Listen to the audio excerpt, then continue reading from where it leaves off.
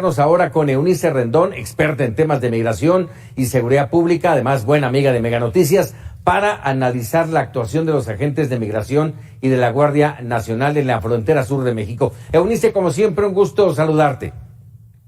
Hola Francisco, ¿cómo estás? Un gusto. Muchas gracias. A ver, ¿cómo ver esta actuación en donde genera polémica el trato a los migrantes, tomando en cuenta que el gobierno mexicano se vanagloria de ser un país abierto y de darle la bienvenida a quien quiera venir, y cuando ves estas imágenes no lo puedes creer?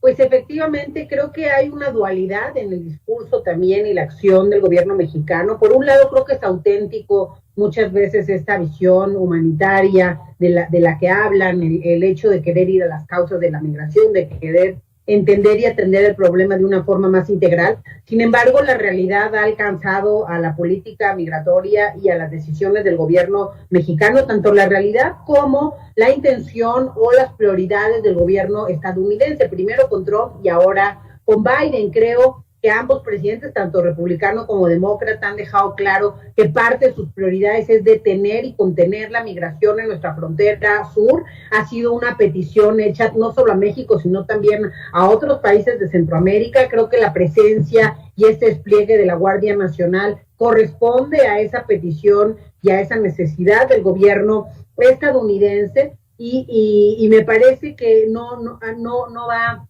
de acuerdo, como tú bien dices, al lenguaje y a la política humanitaria que se nos prometió, por un lado. Por el otro lado, si bien México está aceptando muchas solicitudes de refugio, también hay que decirlo, Francisco, en los últimos 5 años, las solicitudes de refugio en nuestro país han incrementado en casi un 3,000%. De hecho, se calcula que este año vamos a cerrar con cerca de 100,000 solicitudes. Muchos de estos migrantes que están en Chiapas justamente son parte de esos solicitantes que quieren quedarse también en México, pero que los procesos se han vuelto prácticamente imposibles. Normalmente deberían durar 45 días, luego había una prórroga de otros 45 días, y como bien decían ahora en la nota, pues ya hay gente que tiene más de un año, que está desesperada y que entonces empieza a tratar de migrar de otra forma, o de moverse a otro lugar en donde puedan tener pues un trabajo, donde puedan ganar recursos, y hay una colonia incluso de haitianos en Tijuana. ¿Qué ha generado, Eunice, esta demora? ¿La pandemia, por un lado, puede ser?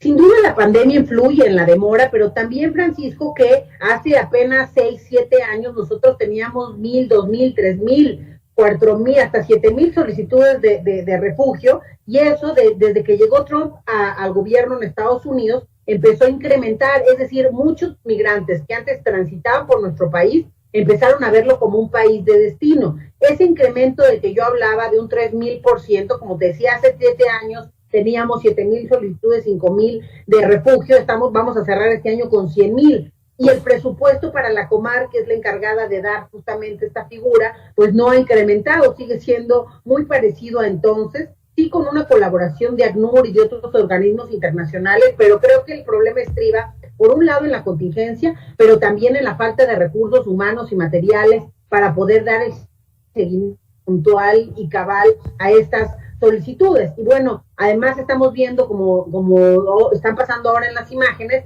este uso excesivo de la fuerza, que además estos quedaron grabados, pero que seguramente hay muchos otros momentos de este estilo sucediendo en nuestra frontera sur. Como bien dices, afortunadamente en este caso ya fueron cesadas estas personas. Desde un primer momento el INAMI sacó un comunicado de dar parte al órgano interno de control, quien se tardó muchísimo y apenas hace 20 minutos acaba de sacar un comunicado, es la Comisión Nacional de Derechos Humanos, haciendo énfasis a que va a investigar justamente las agresiones a la caravana migrante en Chiapas, y también solicita a autoridades federales y estatales otorgarles atención humanitaria. Hay ciertas solicitudes para la Comar, para el Instituto Nacional de Migración, para Salud, para la Guardia Nacional, en fin. Hay varias cuestiones que señala la comisión, creo un poco tarde. El INAMI lo hizo incluso antes que la propia comisión de la quinta visitaduría, que tiene que ver además con este tema.